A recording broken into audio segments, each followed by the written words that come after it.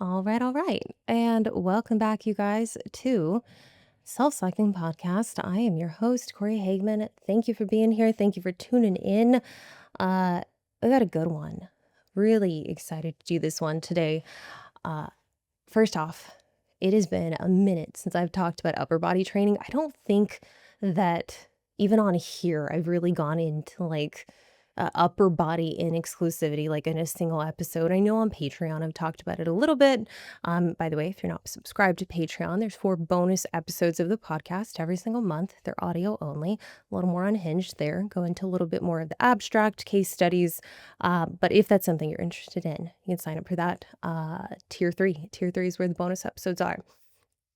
I know on Patreon, I've done sorta upper body episodes, but it's not one that really a lot of people, I would say, they dissect in this way. And that's why when I was looking at topics I've previously done, topics that have done really well on here, I take that as you guys find it valuable, like more views, more comments, more shares. I'm like, cool, okay, I should keep talking about this type of thing. And specifically with lower body training, those are the videos that consistently perform the best. Those are the ones that people often say, they're like, this has reshaped how I view my training. This is given me more thought in terms of exercise selection, in terms of even picking, weight selection session to session. And that's where I'm like, okay, well, I can keep talking about building glutes, but probably the thing that I get asked about the most consistently are building your delts, building your upper body. And that's where I want to preface this. Um, I get clients every now and again who are like, hey, I don't really want the bikini look. I want a very balanced upper body. I want delts. I want bis. I want tris. I want chest. I want everything in its entirety in terms of developing a very balanced upper body. This video is not that. This video is talking more specifically about building 3D delts, bikini delts, that I don't even want to call it like the fitness look, but realistically, it's the look, honestly, that I've built. That's the, I would say, the point in which I should be speaking on it, because I have not built my arms. I have not built my back the way others have, largely because I don't desire that look. The way I've built my upper body is largely because I like that look for the most part. And I think when it comes down to this, a lot of people, they kind of fall into the trap, as they do with everything, where they look at what other people are doing online. They watch the carousel videos. They're like, well, this girl does these 16 exercises and she trains in this way and she has a good upper body, so I should follow suit. Um, Y'all know the space of fitness training for women is um, it's very behind. It's very behind. There's very few female educators in the space who also can speak to like, hey, this is, what we need to do in terms of hypertrophy as well as function. And even within that space, I mean, there are some, yes, there's some I've had on the podcast. But with that, it requires so much correction. I guess really, let me say that again. With the amount of misinformation out there, there's a lot of undoing on the training side, and specifically when it comes to upper body. So that's what we're getting into today. That's what this episode is going to be. You probably already guessed that because I'm sure Emily put a crazy thumbnail of my delts just looking see-through inside out or something of the effect. I love training upper body, but at this point, I don't need a lot more relative to the lower body, or at least for the look that I'm creating, chasing, whatever I'd like to have. So hopefully, even if you're not chasing the look I have or the look that I'm after, hopefully these principles will still apply. And I can tell you they largely will. So take that for what you will, but we're going to get started. 7 things that people get wrong about building shoulders, building delts, building 3D capped delts. However, I don't know. I don't know how to depict that in a very thumbnail clickbaity way. So we're talking delts today. Number 1, underestimating the time it's going to take. Now, I've talked about building ratios before, specifically, like if you're looking to build an hourglass shape, we got to look at like waist size to hip size to clavicle size to kind of determine where you need it most. This is very much true when we're looking at the upper body. So, in the case that you are built pretty broad, very wide at the clavicle, so this bone right here, how it stretches across, that relative to ribs, relative to hips, is largely going to determine how much muscle you actually need in your upper body if you're trying to build. Like, I would say, like, curves up top. I mean, like that's kind of how I'm classifying this. It's not like you're trying to be the most jacked, like female. It's not like you're trying to like have like guns or whatever. Like you're realistically like you want people to see you want a tank top for you to look athletic, you to look muscular. You want to get compliments on your shoulders, on your arms. And like arms is like that term is often like that's when people ask about my routine, they're not asking specifically about a shoulder routine, they're asking about an arm routine, like, what's your upper body routine? And that I would say is, like, for gen pop and generally, like, how, I don't know, most people look at it, they're just like, "What do you do for your arms?" And to have that very toned and sculpted look, we need to have muscle, and I guess that really that's the entry point, is, like, if you store more body fat on your upper body, then it's gonna take either A, bringing body fat down, and concurrently building enough muscle to where you achieve that look. Um, if you don't store as much body fat in your upper body, you might not have to get much leaner than you already are, even if that means that your body fat's not technically low. So, looking at body composition, we have structure, we have predisposition to store body fat in different areas, and then you have insertion. So, like you can see right here, like mine go actually quite pretty low, like my delt insertion. Some people sit a little bit higher, some people sit even lower. Actual like length of the arms kind of play a role in how this visually looks as well. But I just before this, I did a video on, like, how to get shredded, like, a very condensed one on, like and the starting point is, like, knowing that destination, knowing what you wanna look like, knowing what like, are you looking for everything to be rounded out? Are you looking for, like, when you turn to the side, for your arms to be arms included, biceps, triceps, to be as big as your waist? Are you looking for really, like, good separation at the back, like, including the rear delt? Or are you just wanting your arms to have shape, to have curves, merves, muscle curves? Um, Knowing that destination is gonna make this a lot easier, but I can say a lot of people, they underestimate how long it's actually gonna take, because of my insertions, because of my clavicles, because of my predisposition to store body fat, not as much in the upper body, specifically in the front delt area. These all are things that, like, work in my favor to where I don't need to have that much muscle.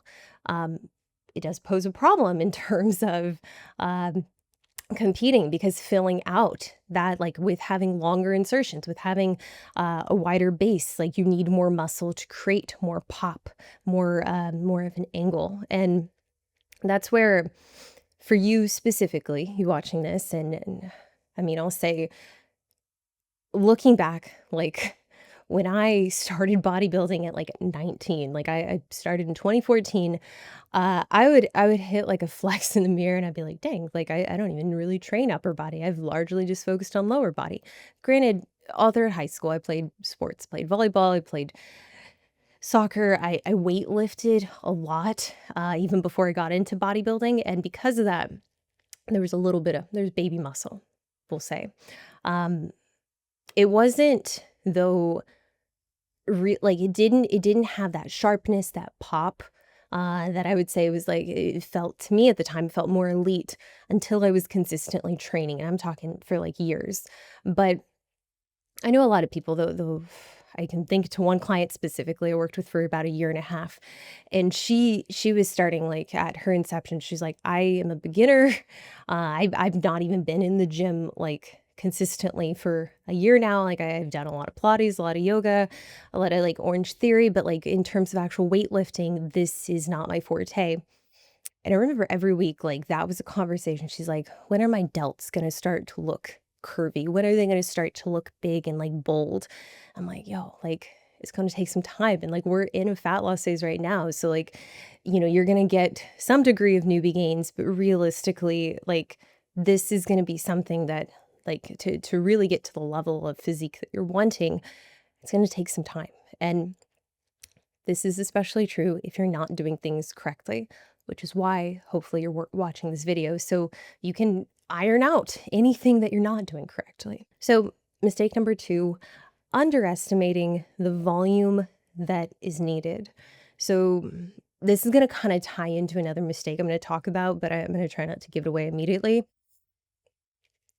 When it comes to building, like, as a priority, your delts, as opposed to your delts, your biceps, your triceps, your back. If you are just focusing largely on delts, which there's nothing wrong with, then that should be reflected in your training. So a lot of people will assume, and maybe as a newbie, maybe, 3 sets of laterals a week is good enough. Maybe you're going to hyper respond to that. But I can just speak to my experience as myself, like me building my own delts, working with individuals who, maybe like structurally are going to need more muscle, or just generally carry more body fat. So they're of course going to need more muscle to kind of balance that out. If delts are the priority, which I encourage you to have a priority in terms of like muscle groups you're wanting to develop, have a 1 and a 2, and again, like in your training, the volume allocated should reflect that. So for me, delts have always been number 1, and like lats, sure, underneath that, but like delts as a whole. So front, mid, rear. That is why my upper body training currently depicts scapular stability, but like heavily focusing on the 3 delt heads and making sure that they're each getting touched, not just going in and doing some pressing, no isolation, and then calling it a day. It is, in a way, it's similar to saying that, like, okay, I want to grow my quads and doing things that realistically don't require a lot of knee flexion, or not loading the quads directly through isolation work. If it's a priority, like, sprinkle some isolation work on top of that. It's the same with glutes. Glutes, you are going to need some compounds to build. You need a lot of compounds to build, but the isolation work is helpful. And I think specifically when we're talking about delts, when we're talking about like even the way that the muscle fibers run, like laterals are the thing that are really gonna carry the fucking team. Now on the flip side, when you're looking at like proportions from the front versus the back, I've never seen someone with overdeveloped rear delts. Even when we're looking at like top open, like bodybuilders, like the top female physique competitors, like rear delts aren't something you're going to accidentally overdevelop. And largely from the back, like that's your hips up top. Like that's how you're going to get that bubbliness, those curves. Now, when we're talking about like building that complete like 3D delt look, that is going to take some front delt. And for some of us, like myself, I have a breast augmentation. That's no surprise to any of y'all. Prior to having implants, I liked working chest, but it's a very real like consideration around whether or not you want to continue building muscle on your chest through your pecs once you have implants, because that very much can shift how your implants sit. It was something after I got my implants, I'm like, okay, I still am going to need front delts, but I'm going to be more cognizant about how I'm working my delts. I'm going to be more cognizant about the degree of chest work I'm actually getting in. So even though prior to getting implants, I was very much of the belief, and I enjoyed powerlifting, I enjoyed bench pressing. My training did look different after that. I did switch to a lot of overhead movements instead of just like flat chest press or even incline press. But having movements in place to actually build and like getting under heavy load and building that front delt, that is it's a third of the look that you're trying to create. I know some people that are like, hey, I don't want to do any pressing. I don't even want to do overhead because it feels weird with the implants and how they're situated. Same thing with lats. If that's the case, understood. I'm not going to force someone to do that, but I'll just say, like, depending on how much delt you need, like, you could very well benefit from having presses in place. Not even mentioning getting into the component around scapular stability and how, like, I mean, I love me a good bottom under press. And like, that's one thing even now, like I'm finding like helps so much with understanding scapular stability, but maintaining protraction, which is something like realistically I have not focused on most of my lifting career. All this to say, the volume needed, if you have 3 lower body days or 2 lower body days, and let's say delts are something that you're like, I am keen on building, even more so than glutes, well, then maybe our training split should reflect that. And that's where delts, they're such a small muscle group. They're pretty easy to recover in terms of it's not going to drive up a ton of systemic fatigue. So I have a client who, I mean, she just turned pro, Tater Tate. When we like ended our national season, where, I mean, she was so close to a pro card back at this point in 23. One of the main things we saw with her physique, like her glutes were impeccable and her delts, so it was like, we need more width, we need more density and depth to your front pose. And like a big part of that, in addition to glutes and the front pose, is going to be your delts. So we actually switched to 3 upper days and 2 lower days. And for her, this resulted, I mean, like off the top of my head, like I'm trying to even think. I want her wingspan, her like circumference on her shoulders was ridiculous. Like I know it was over 45, blanking on exactly how wide she got, but like having that kind of width largely came down to the volume that she was doing per week and also doing an appropriate amount of volume each day so that she could still recover from it and still train on her upper 2, upper 3. But similar to how I describe glute training, it's very redundant. It's not something that like you don't need a ton of variation. And that kind of brings me to my next point is like number 3, overcomplicating exercise selection. And this is where like it comes down fundamentally to creating tension across the muscle and being stable at the scapula and getting close. So having a proximity to failure that drives adaptation. Now, some movements are better at doing all 3 of these things. Some movements are better at doing one of these things or 2 of these things. But just like I don't know, the heinous exercises you'll see with like glute training, there are just as many bad delt exercises that you'll see people doing. And that's where I encourage you to kind of take it back a step and be like, okay, is this challenging my stability at the scapula? Is this allowing me to get close to failure consistently? And is this allowing me to load the target muscle, the delt itself, in the specific part of the delt you're trying to load? There are some movements that aren't as challenging from a stability standpoint. And then there are some movements that require more stability and are less loadable. And if the exercise programming in itself, if it has this in mind when it's being designed, I mean, like you can build out a really sound program that's not very flashy, that's pretty mundane, pretty redundant in terms of session to session. Like you don't have a ton of variations of these movements. And I can tell you, like with myself, it doesn't take a lot of creativity in how to load the delt. Now, what really gets people is that they're not stable and they're using secondary muscles, which I'm going to go into on one of the mistakes. But for this mistake specifically, finding movements or finding like novelty in various ways to load the muscle that ultimately in turn like almost make it easier or load muscles that you're not intending to. We don't need all this. And I would take a scope very similar to hopefully what you have around like lower body training is like we want to really emphasize the time spent going through the mid-range into the lengthened. The shortened position, it's not that we don't want to spend any time here, but really where we're going to create a lot of tension and stimulate a lot of adaptation is that mid-range to lengthened. And if the movements that you're doing are skipping past that, or let's say not emphasizing that yet, that's your meat and potatoes, that's your bread and butter.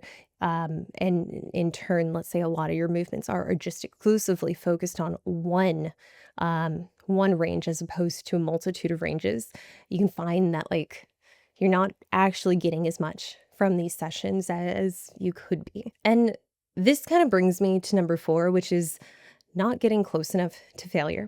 Um, Now, there's like the running joke with laterals specifically or rear delts of like, well, I can't really go up to 12s or I can't even go up to like 7s or 10s on a cable stack. So I'm kind of just at the same weight in this like weight purgatory forever. And this is where instead of necessarily layering on sets, it makes more sense to me to really exploit the tempo, the rep range, and all of this, like, I mean, like getting close to failure, it all is predicated on your ability to stabilize the scapula. So I'll tell you a story. Like when this wasn't even that long ago, it's so embarrassing. I for the first time wore like a backless top and I was doing rear delts with Jordan and we were doing cable rear delt flies and he like looked at my back. He's like, "Is that how you've always done them?" I'm like, "Yeah." He's like, "Oh, like you're so far into retraction, like you look like you have scoliosis." And he was being dead ass serious. He's like, "No, no, like we want to punch forward. Like this is going to be much more stable for you." And it really opened my eyes up to the fact, like, I had no idea, like, I had for the longest time been working on elevation and depression, so the upward and downward movement of the scapula. If you don't know what a scapula is, it's like the shoulder blade, like, right on the back, it's that bony prominence, so not gonna be, that kind of lesson today, but it moves up and down, forward and back. For this purpose, we're talking about it moving forward. And while I'm doing a rear delt, I was actually moving it backwards. And this in itself, that lack of stability, kind of like with pelvic stability, with hip stability, the more movement we have, the less stable, the less loadable the movement actually is, the less we're going to be able to actually load the target muscle. And because of this, I mean, like it immediately clicked. I'm like, that's why my rhomboids grow like a motherfucker, like, because I'm in retraction, I'm loading them, not even loading my rear delt to the extent that I'm thinking I am, and it really I mean, for one, it opened up my eyes to, like, okay, I've been doing rear delts, and I've been, like, really trying to, like I wouldn't even say muscle, but, like, I've been trying to break into that next tier of weight. When I moved to like, corrected my positioning and maintained protraction the entire way through, like, all the way through, protracted on the way out, the way back in, not only, like, did I get all this runway back in terms of weight, but I was like, "Yo, like, I'm so far away from needing a 7.5 or a 10." Like, it's so out of reach at this point, relative to the cables I'm using. And that's where I think a lot of people, they get stuck because 'cause they're like, "Well, I can't really break into the next weight category."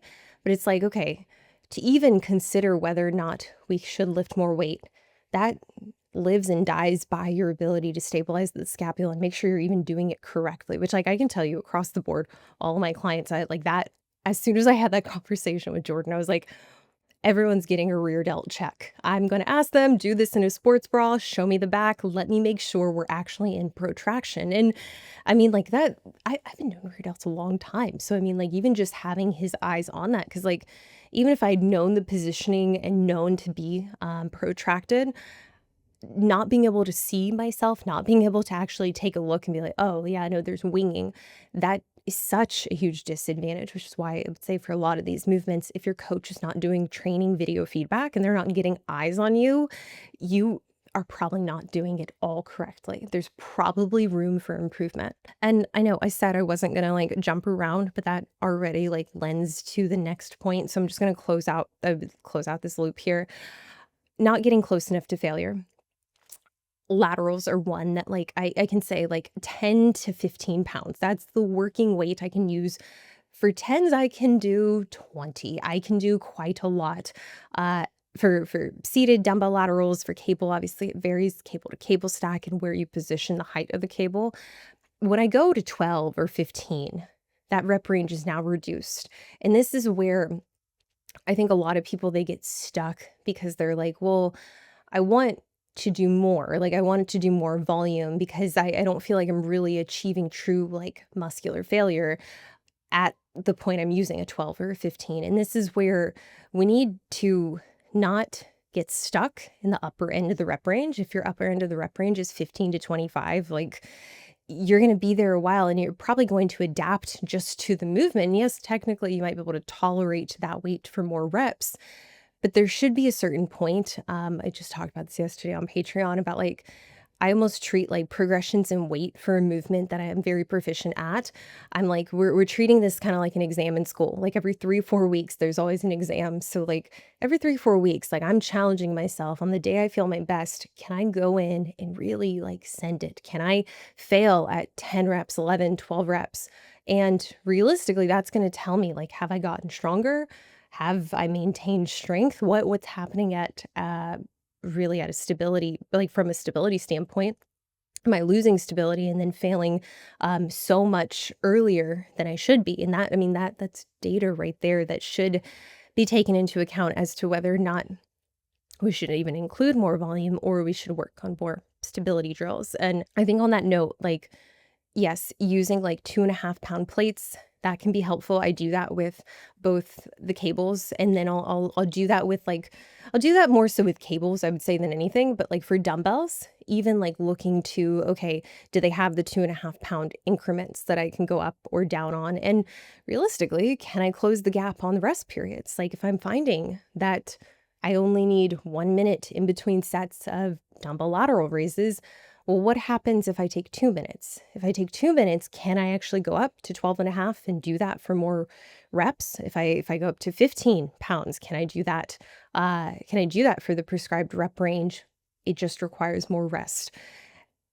Oh, oftentimes I hear myself saying a lot of people a ton now. Oftentimes I think with upper body, because it feels very much like second nature compared to lower body, I think clients will want to skip those rest periods and just turn everything into this superset. But if the goal is realistically to get stronger and to, I mean, like, build a higher working capacity at a heavier weight, this is where I would treat even things like laterals or front raises or rear delt flies. I would treat them just as you do any other lifts. If the goal is to progress weight, then set yourself up to progress some weight. Number 5, worrying too much about failing your traps. So I'll say I was this person, very much like I got into powerlifting way too early on with like very like loose coaching, and like I had no concept of scapular stability, honestly, until like a year and a half ago. Um, I'm gonna break this down as simply as I can and hopefully in the most accurate way possible. When you have instability at any point, whether it's scap, pelvis, hip, this is what causes you to recruit secondary muscles. So the way that people will be like, hey, like I'm using more adductor or hamstring because I'm in an interior pelvic tilt on my hip thrust, or I'm using muscles that are not my intended muscle. It's the same idea. If your scap is unstable, if it's moving up and down, if it's moving forward and back, when you're needing it to just fucking lock in and like be still, you're going to use secondary muscles. And I see this oftentimes. I see some very specific form, like some patterns with form. Um, and this is why, like for all my clients across the board, there's a little bit of a litmus that happens initially when we start, where their warm-ups are designed exclusively on cueing these aspects of stability. So cueing depression, cueing internal rotation, and being able to have that awareness that like, oh, that's not what this feels like. And on film, this isn't what it looks like either. So for people, if this is you, if you're like, I mean, like, and I'll just be clear, I have pretty developed traps and rhomboids, and I think a large part of it is because I spent a long time like barbell deadlifting very early on into my career. I didn't have good scapular stability, so instead of using just my delts, I was recruiting a lot of traps. And on top of that, when working my rear delts, I put a lot of emphasis on retraction unknowingly, meaning that that muscle on the inside of the scapula, just like upwards, is the rhomboids, that has now developed to a point where I'm like, okay, like I can see more muscular development there than realistically I would want if I was just like sculpting my physique. Now, the way we atrophy or we like don't encourage further growth, scapular stability. Also, not fucking doing shrugs, like just not doing that often. So, with any of our lower body movements, if they're heavy dumbbells that we're picking up, heavy barbells, making sure that we're not elevating, we're not bringing that scapula up, shoulders to ears, we don't want that. So, specifically with something like a dumbbell lateral or a cable lateral, because this is often the one that people, they get tripped up on and they're like, I feel more in my traps. I don't feel it as much in my delts. What can I do to deactivate my traps? Please do not get trap talks. Do not get like neurotoxins put in there. That's not the answer. The answer is scapular stability. The answer also is maintaining internal rotation when you're doing laterals. So a big pet peeve I have, I'll have clients who are like, I will write out like seated dumbbell laterals, send me a video, they'll do them standing. I'm like, cool. The fact that we have to stabilize at the lumbar, at the pelvis, like this already is going to lend to more momentum shifting forward and back. We don't want that. That's not going to be helpful. So if we're wanting to be more stable, sit down on a bench. And I just had a client, she's so sweet. She did them like, and wasn't even lateral. This was like bottom under, but she did them kneeling, but like butt on the feet. And I'm like, okay, same concept. We're still not really, we're more stable than if we're standing, but like what I'm wanting is to have you seated in like a chair, an L-shaped chair, so that you can lean back into it. So you're not having to stabilize at the pelvis, so that we're not getting forward backward movement. We're not getting unnecessary movement, ultimately leading to less stability, ultimately leading to potentially more traps or secondary muscles coming into play. The same thing if you're doing them on a Bosu ball, if you're doing them kneeling, like these are constraints that would require you to stabilize more through the pelvis. And if that's the goal, amazing. But if that's not the goal, if the goal is hypertrophy and the goal is on creating more stability, offer more external support, opt into something that's more supported. Now, hear me on this. When it comes to cables, cable dumbbell lateral raise, cable rear delt fly, the amount of clients that I see have the non-working arm either out to the side, like it's just like hanging on their hip, still not a bad option, or like touching the cable stack, but like it's very like loose, soft hands, like it's like there's no intention there. The point of ipsilateral support, so if your left arm is working, if you're coming out doing laterals and your right arm is supposed to be used to create support, we need it engaged. We need it protracted. We need it in a position to actually offer that support. And I'm specifically talking about rear delts there when I say protracted, but even for cable rear delts, like brace into it. Give yourself, sorry, I said cable rear delts, cable laterals. Give yourself the ability to create a more stable basis support. Don't have loose fingers. Like don't just have it there for the sake of this is how Corey told me to do it, but I don't really know what the fuck I'm doing with this arm. Create support. And specifically on cable rear delt flies, like if you put that scapula into protraction, you already got one of the two scapulas in protraction. You can already feel what that's supposed to be like. So for me, that's a really good way. I mean, yes, to create more stability, but to also cue like that's what protraction feels like, not under load. Let's put the one that's under load now in the same position. Let's make sure it's protracted. Now, internal rotation at the shoulder. So here, like actually being internally rotated as if you're pouring something, that is going to be much more advantageous than here, than externally rotating. I cannot tell you how many, and this is actually number 6, so we're just going to cruise right into this. Number 6, externally rotating to compensate. So externally rotating at the shoulder to then put yourself in a position where you can use other muscles. We don't lead laterals with our wrist. We lead them with the elbow. You don't need to have your wrist higher than shoulder height. You don't need your elbow higher than shoulder height, frankly. But this is one that I see so often is the individual's not strong enough to lift with their delt. So instead, they're coming up like this. They're raising and their wrist is at head height or above shoulder height. And realistically, like this is a key up to me. I'm like, you don't have the strength to lift that weight and maintain internal rotation. Also, you're not targeting the right muscles anymore. So just if that's how your laterals look, if you're coming out and you're here or here, like, I mean, that's fine. But like, if you're here, like really, really emphasize keeping the wrist under the elbow, under the arm for that matter. And even within that, like I stop when my arm is here. I stop when it's in line with my shoulders. I'm not coming up to my head, even like a front delt, like it's just at that point you have to ask, like, especially if we're talking about a dumbbell, where is the strength curve? Like what is the point? Like we've already reached the shortened position. We've gone through the range at that point. Now we're doing something different. So, uh I think I may have introduced number 6 correctly, externally rotating as you do laterals or really, like, as we're doing any of these movements, it's just a compensation. We want internal rotation. We largely want depression. We largely want protraction in a lot of cases, but we largely want depression of the scapula. So if those things are not happening, if you're finding there's movement, this also applies to, like, rowing as well.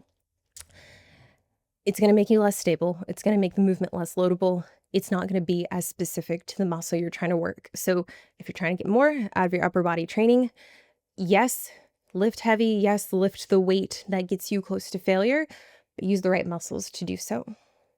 You're not a bat, you're not a cheerleader. Those are the 2 visuals that I think of whenever I see people do that, so don't do that. And number 7, building your bis and tris at the same rate. At the same rate as your delts. That's what I'm insinuating, referring to. And this is very specific to the individual who's like, I want the 3D delt look. I want the cappage. It's not to say that you shouldn't train bis and tris. There's very good reason to train them. But in terms of hypertrophy, in terms of sculpting, and I hate that I'm using that word, but I'm really talking about specific areas that you want to be bigger and more defined. If you're wanting a taper to your delt, similar to how we say, like, okay, we want our glutes to be dominant, we don't want our legs to be equal in size. The more that you build your bis and tris, that's building your quads and hamstrings of your arm, essentially. It doesn't mean that you won't like the look. It doesn't mean that you might very well might need more tricep and bicep. But the more that the biceps and triceps grow, the more that the delt has to grow to create that taper, to create that hourglass look, that cutoff, that cappage. Now, I'll say for me, I get pretty good bicep activation recruitment because when I train back, I train really fucking heavy. And like the last like 3 reps, I'm getting some bicep activation. I never train biceps and I do have some muscle. It's very little. Reddit is great to point that out. I don't want even arms to delts. Like, that's not the aesthetic that I like. And if you don't want that, then it doesn't mean don't train them, but it just means like the volume, the ratio of delt to direct arm work needs to be in favor of more delt. And maybe that does mean training bis and tris in isolation every 2 weeks. Maybe you are training them once a week to a certain point, but you're not doing nearly the volume that you would do for this other muscle group. This is where I think it just comes down to being really specific with the look that you want. There's some women who are like, I strive to have very full, bubbly biceps, and I want to be able to hit a flex, and I want it to be impressive, and I want to be able to hit a side tri and like have that same definition as I do in my delt. And in that case, like maybe your volume does need to represent something that's a little more balanced. But I'll say for a lot of people that I work with, they come to me and they're like, I want a toned look. I want my arms to look very sleek and I want to have curves like at the delt, but I am worried I'm going to look bulky with more muscle. And that's very much a concern for me. It's a concern for me even with my delts. But I'll say that like the volume should reflect your aesthetic goals and your function too, and whether or not you actually need to work these or you need to further develop your biceps and triceps. But I think specifically in the context of like bikini and developing like a fit model or bikini or a wellness look, I don't think you need nearly the volume that I see on a lot of people's programs. Like I will see some people, they'll be training arms, biceps twice a week, triceps twice a week, 4 to 5 sets. And I'm like, yo, this is like actually more than the total delt volume you're getting in. Yet you say that like you want a very balanced physique and you want it to emulate something that's very bikini-esque. That's where I would just be very clear on your goals. And I think it's great to have pictures and like, you can even say like, okay, I like her delts. when she's on stage, I don't like them. I don't like them as much, maybe when she's off season or like whatever. Or you say like I like the general shape, but I want more than that. Like I tell clients, I'm like, give me a picture. Give me a picture of what you're looking for, and that'll help me get a reference on like what we actually need to build. Or even then, tell me what you like about this, because I could be extrapolating something completely different than what they're looking for. And that's where clarity here, I know, beat this to death, is a kindness. It's super helpful. And as a coach, like it helps so much in understanding like what we're actually aiming for. So I already know there's going to be some people, even people that I like, that are like, yo, like there's other reasons to work biceps and triceps outside of hypertrophy, and that's where I try to be really clear about this video. This is extremely vain. It's extremely focused on the aesthetics. I did my very best to talk about biomechanics and training principles to the extent to which I understand them. So go easy on me in the comments below if there's anything that you disagree with or want to add on. Yeah, keep it productive. You guys, thank you for watching. Thank you for tuning in. I hope this was helpful. As always, I will see you in the next one.